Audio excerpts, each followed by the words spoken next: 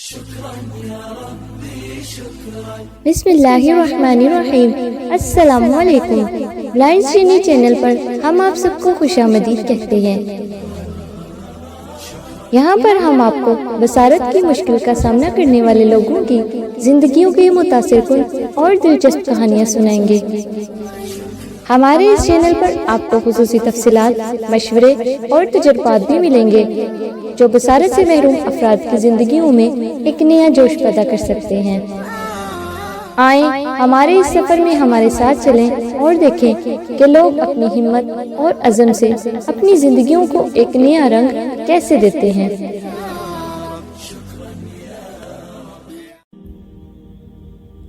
عقل مند عورت۔ پرانے وقتوں کی بات ہے، کسی شہر میں ایک آدمی رہتا تھا۔ اس کی بیوی مر چکی تھی اور اس کا ایک بیٹا تھا جس کے ساتھ وہ ہنسی خوشی زندگی گزار رہا تھا۔ جب ایک بیٹا جوان ہو گیا تو اس نے اس کی شادی کر دی اور شادی کے کچھ عرصہ بعد وہ خود بھی اللہ کو پیارا ہو گیا۔ باپ نے اپنے پیچھے اچھی خاصی دولت چھوڑی تھی، اس لیے اس کا بیٹا اپنی بیوی کے ساتھ کچھ عرصہ تک تو بڑے عیش سے زندگی گزارتا رہا۔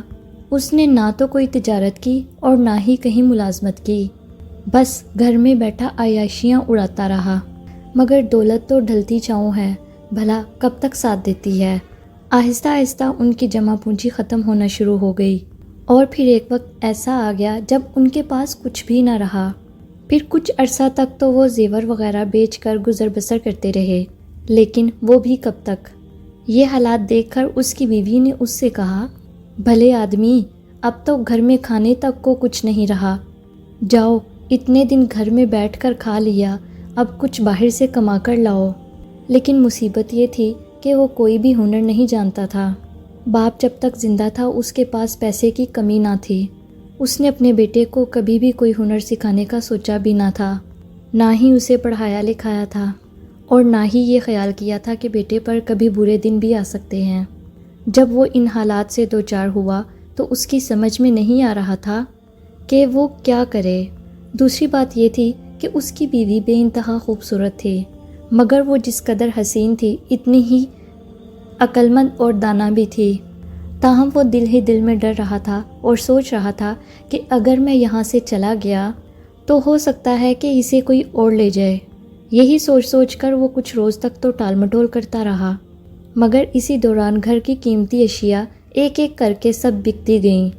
جب نوبت فاقوں تک آ گئی تو بیوی زور دے کر کہنے لگی، گھر بیٹھے تو کنویں بھی ختم ہو جاتے ہیں، اور اب تو گھر میں کوئی ایسی قیمتی چیز بھی نہیں ہے جس کو بیچ کر کچھ دن گزارا کیا جائے۔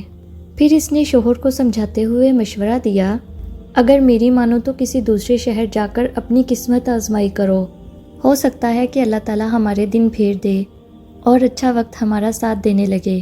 بیوی کی بات اپنی جگہ ٹھیک بھی تھی، لیکن اسے یہی ڈر تھا کہ میرے یہاں سے جانے سے بیوی ہاتھ سے نہ چلی جائے، اس لیے وہ کہنے لگا، دراصل میں ایک بات سے ڈر رہا ہوں۔ بیوی پوچھنے لگی، وہ کیا بات ہے؟ مجھے بھی بتائیں۔ اس نے جواب میں کہا، تم بہت خوبصورت ہو، مجھے ڈر ہے کہ اگر میں کسی دوسرے شہر چلا گیا تو تمہیں کوئی لے جائے گا، پھر میں تمہیں کہاں ڈھونڈتا رہوں گا۔ یہ سن کر بیوی نے اسے سمجھایا، تم میری فکر نہ کرو، میں اپنی حفاظت خود کر لوں گی۔ اس پر شوہر بولا، مجھے یقین نہیں آتا، تم عورت زاد ہو، تم اپنی حفاظت کیوں کرو گی؟ بیوی نے اسے بہت سمجھانے کی کوشش کی، لیکن جب وہ کسی صورت نہ مانا تو اس نے اسے ایک چھوٹی سی ڈبیا دی جس میں ایک نہایت خوبصورت خوشبوؤں میں مہکتا ہوا پھول تھا۔ یہ ڈبیا دے کر وہ اس سے بولی، یہ ڈبیا اپنے پاس رکھو، اس میں یہ جو پھول ہے جب تک یہ تر و تازہ رہے گا تم یہ سمجھ لینا کہ میں بالکل ٹھیک ہوں اور گھر میں ہوں، اور اگر اس پھول کو مرجھایا ہوا دیکھو تو سمجھ لینا مجھ پر کوئی مصیبت آن پڑی ہے۔ شوہر کو یہ ترکیب پسند آئی، اس طرح وہ اپنے گھر سے دور رہ کر بھی بیوی کے حالات سے باخبر رہ سکتا تھا اور آسانی سے کہیں بھی جا سکتا تھا۔ چنانچہ اس نے بیوی سے کہا، یہ ترکیب ٹھیک ہے، اب میں کسی دوسرے شہر جا سکتا ہوں۔ اس نے بیوی سے وہ ڈبیا لی اور رخصت ہو کر چل دیا۔ گھر سے نکل کر وہ شمال کی جانب دوسرے شہر کی طرف چل نکلا۔ چلتے چلتے وہ ایک دوسرے شہر میں پہنچ گیا۔ وہاں پہنچ کر اس نے چند روز نئے حالات اور نئے شہر کا جائزہ لیا۔ کہ کسی نہ کسی طرح اسے شاہی دربار میں نوکری مل گئی اور وہ وہاں رہنے لگا۔ یہ اس کا روزانہ کا معمول تھا کہ وہ روز صبح و شام اس ڈبیا سے پھول نکال کر اسے دیکھتا اور اس پھول کو ہمیشہ کی طرح تر و تازہ اور خوشبوؤں سے مہکتا ہوا پا کر واپس ڈبیا میں رکھ کر جیب میں رکھ لیتا اور اپنے کام کاج میں لگ جاتا۔ دوسرے شاہی ملازم اسے روزانہ اس ڈبیا کو کھولتا ہوا دیکھتے اور بہت حیران ہوتے۔ یہ بات ان سب کے لیے بڑی ہی عجیب و غریب تھی، کیونکہ انہوں نے آج تک کبھی ایسا پھول نہیں دیکھا تھا جو ہمیشہ تر و تازہ رہتا ہو اور جسے کوئی ڈبیا میں بند کر کے رکھتا ہو۔ وہ اس بات سے حیران تھے کہ وہ روزانہ اس پھول کو دیکھتا اور پھر سونگھتا کیوں ہے۔ سب آپس میں کہتے، یارو یہ اس طرح روزانہ اس ڈبیا سے پھول نکال کر دیکھتا اور پھر اسے سونگھتا کیوں ہے؟ مگر یہ بات کسی کی سمجھ میں بھی نہ آتی تھی۔ آخر ایک دن ان سب نے اس سے دریافت کیا، تم روزانہ اس ڈبیا سے پھول نکال کر اسے کیوں دیکھتے ہو؟ اور ہم نے یہ بھی دیکھا ہے کہ یہ پھول پہلے روز کی طرح ہی تر و تازہ ہے، بالکل بھی مرجھایا تک نہیں۔ اس میں کیا راز ہے؟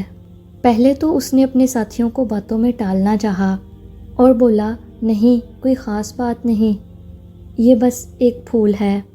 لیکن جب سب نے اسے اصل بات بتانے پر اصرار کیا تو اس نے انہیں بتایا، دراصل بات یہ ہے کہ میری بیوی بہت زیادہ خوبصورت ہے۔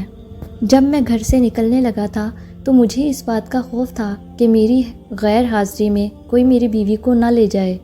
جب میں نے اپنے خدشے کا ذکر اپنی بیوی سے کیا تو اس نے مجھے یہ ڈبیا دے دی، اس میں ایک پھول ہے، اور ساتھ ہی یہ کہا تھا، اس میں جو پھول ہے یہ جب تک تر و تازہ ہے تم یہ سمجھ لینا کہ میں بالکل ٹھیک ہوں اور گھر میں ہوں، اگر یہ مرجھا جائے تو سمجھ لینا میں کسی مصیبت میں گرفتار ہوں یا کہیں چلی گئی ہوں۔ اتنا کہہ کر اس نے اپنے ساتھیوں کی طرف دیکھتے ہوئے کہا، اس لیے میں روزانہ ڈبیا کھول کر دیکھ لیتا ہوں کہ پھول تر و تازہ ہے یا مرجھا گیا ہے۔ اس کے ساتھیوں نے جب اس کی یہ بات سنی تو اور بھی حیران ہوئے۔ ایسی عجیب و غریب بات انہوں نے نہ کبھی سنی اور نہ ہی دیکھی تھی۔ انہوں نے بادشاہ کے پاس جا کر عرض کیا، جہاں پناہ اگر آپ حکم دیں تو ایک بات عرض کریں جو حضور نے نہ کبھی دیکھی ہوگی اور نہ ہی کبھی سنی ہوگی۔ بادشاہ حیران ہو کر بولا، وہ کون سی بات ہے جو ہمارے علم میں نہیں ہے؟ اس نے کہا، ہم تمہیں جان بخشی کا قول دیتے ہیں، کہو کیا بات ہے؟ جواب میں خادموں نے ہاتھ باندھ کر عرض کیا، عالی جان فلاں خادم کے پاس ایک چھوٹی سی ڈبیا ہے جس میں ایک ایسا پھول ہے جو کبھی مرجھاتا نہیں ہے۔ یہ کیسے ہو سکتا ہے؟ بادشاہ تعجب سے بولا، اگر وہ پھول ہے تو مرجھائے گا بھی۔ جواب میں خادم ہاتھ باندھ کر بولے، حضور والا ہم نے بھی کبھی ایسا پھول نہیں دیکھا، لیکن اس خادم کے پاس یہ پھول موجود ہے۔ پھر انہوں نے بادشاہ کو اس کی تفصیل بتاتے ہوئے کہا، وہ ہر روز صبح و شام اس ڈبیا کو کھول کر اس پھول کو دیکھتا ہے۔ ہم نے اس سے اس کی وجہ دریافت کی تو اس نے ہمیں بتایا کہ اس کی بیوی انتہائی خوبصورت ہے اور اسے اس بات کا خدشہ تھا کہ اس کی غیر موجودگی میں کوئی اسے لے جائے گا، اس لیے اس کی بیوی نے اسے ڈبیا میں پھول رکھ کر دیا ہے، اور ساتھ ہی یہ بھی کہا تھا، تم اسے روزانہ دیکھ لیا کرنا، اگر پھول تر و تازہ ملے تو سمجھ لینا میں بالکل ٹھیک ہوں اور گھر میں ہی موجود ہوں، اور اگر پھول مرجھا جائے تو سمجھ لینا میں کسی مصیبت میں گرفتار ہوں۔ یہ سب کچھ کہہ کر خادموں نے عرض کیا، جہاں پناہ اگر آپ کو ہماری باتوں پر یقین نہیں ہے تو جہاں پناہ آپ خود جا کر دیکھ سکتے ہیں۔ بادشاہ نے ان خادموں کو تو رخصت کر دیا، لیکن خود بڑے خدشے میں پڑ گیا۔ یہ عجیب ماجرا تھا، اس کی سمجھ میں کچھ نہیں آ رہا تھا۔ وہ بار بار سوچ رہا تھا کہ یہ کیسے ہو سکتا ہے، ایسا کیوں کر ممکن ہے۔ اس نے اپنے وزیر خاص سے مشورہ کیا، وہ بھی خادموں کی ساری بات سن چکا تھا۔ اس نے بادشاہ سے کہا، جہاں پناہ اگر یہ بات واقعی سچ ہے تو وہ عورت نہایت حسین ہونے کے ساتھ ساتھ نہایت عقل مند بھی ہوگی۔ اب بادشاہ دل ہی دل میں اس کی بیوی کے بارے میں سوچنے لگا۔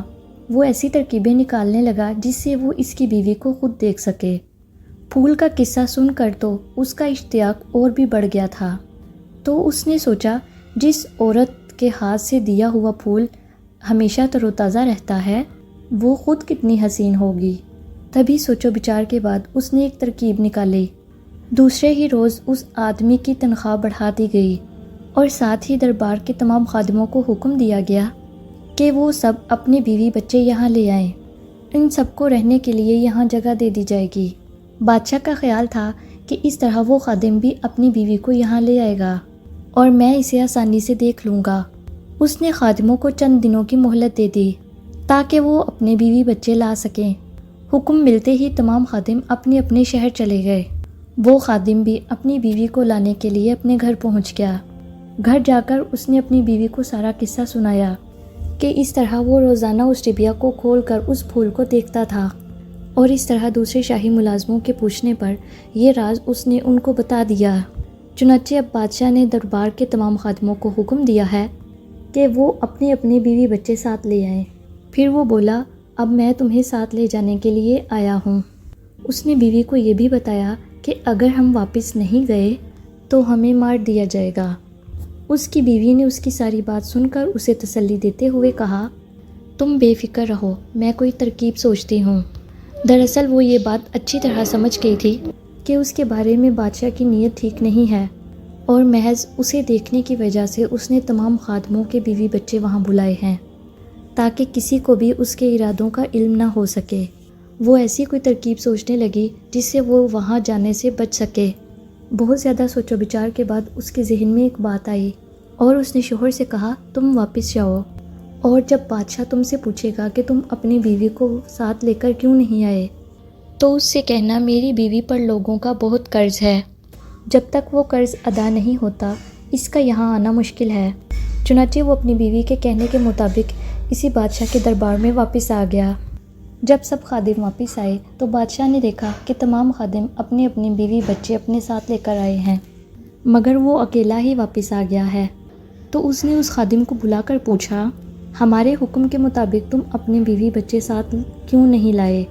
جواب میں اس نے ہاتھ باندھ کر بڑی عاجزی سے عرض کیا، عالی جاں، میری بیوی پر بہت سے لوگوں کا قرض واجب ہے، اس لیے اس کا یہاں آنا مشکل ہے۔ اگر وہ یہاں آتی ہے تو قرض خواہ اسے یہاں نہیں آنے دیں گے۔ یہ بات سن کر بادشاہ بہت پریشان ہوا۔ اس کا یہ حربہ بیکار ہو چکا تھا۔ اس نے دل میں سوچا، اس کے ساتھ کوئی اور حال کرنا چاہیے، کوئی ایسی ترکیب سوچی جائے جس سے اس کی بیوی کو اپنے ساتھ لائے بغیر چارہ نہ ہو۔ اس نے جب اپنے وزیر خاص سے رائے طلب کی تو اس نے کہا، اس خادم کی رائے تو یہ ہے کہ اس خادم کی بیوی کو یہاں لانے کے لیے کٹنیاں بھیجی جائیں۔ بادشاہ کو یہ ترکیب پسند آئی اور وہ بولا، ہاں تم ٹھیک کہتے ہو، اس کی بیوی کو بلانے کا یہی ایک طریقہ ہے۔ اس نے خادموں کو حکم دیا، آج کے آج ہی یہاں پر کٹنیاں بنائی جائیں جو یہ کام بخوبی سر انجام دے سکیں۔ بادشاہ کے حکم کی دیر تھی کہ ملک بھر کی تمام چالاک سے چالاک کٹنیاں بلا لی گئیں۔ جب کٹنیاں حاضر ہو گئیں تو وزیر نے بادشاہ سے عرض کیا، بادشاہ سلامت، آپ کے حکم کے مطابق کٹنیاں حاضر ہیں۔ بادشاہ نے کٹنیوں کو مخاطب کرتے ہوئے پوچھا، بتاؤ تم میں سے سب سے زیادہ ہوشیار اور چالاک کون ہے؟ ایک کٹنی بولی، جہاں پناہ میں آسمان پر جا سکتی ہوں مگر واپس نہیں آ سکتی۔ دوسری بولی، جہاں پناہ میں آسمان پر جا بھی سکتی ہوں اور واپس بھی آ سکتی ہوں۔ تیسری نے عرض کیا، جہاں پناہ میں آسمان کو ہی نیچے بلا سکتی ہوں۔ جب ساری کٹنیاں اپنی چالاکی اور ہوشیاری کے بارے میں بتا چکیں تو آخر میں دو بڑی کٹنیاں پیش ہوئیں۔ انہوں نے کہا، حضور، ہم دونوں آسمان پر جا سکتی ہیں اور واپس بھی آ سکتی ہیں اور آسمان کو ٹھگی بھی لگا سکتی ہیں، اور اس کے ساتھ ہم دونوں پتال میں آ کر اڑ سکتی ہیں اور 7 سمندر پار کی خبر لا سکتی ہیں۔ بادشاہ کو یہ دونوں کٹنیاں پسند آئیں اور بادشاہ نے کہا، ان دونوں کے کٹنیوں کے سپرد یہ کام کر دیا جائے۔ اسی وقت ان دونوں بڑی کٹنیوں کو بہت سی دولت دے دی گئی اور ان کے سپرد یہ کام کر دیا گیا کہ وہ اس خادم کے گھر جائیں، اس کی بیوی کا تمام قرض چکا کر جس طرح بھی ہو دھوکے سے یا چالاکی سے اسے اپنے ساتھ لے آئیں۔ جب وہ دونوں رخصت ہونے لگیں تو بادشاہ نے انہیں خبردار کیا، یاد رکھو کہ اگر تم دونوں نے یہ کام نہ کیا تو تم دونوں کو زندہ جلا دیا جائے گا۔ کیا وہ دونوں کٹنیاں اپنی چالاکی اور مکاری سے اس خادم کی بیوی کو بادشاہ کے پاس لے آئیں گی، یا پھر اس خادم کی بیوی اپنی عقل مندی سے بادشاہ کے چنگل سے بچ پائے گی؟ اس کے لیے دیکھنا مت بھولنا نیکسٹ پارٹ۔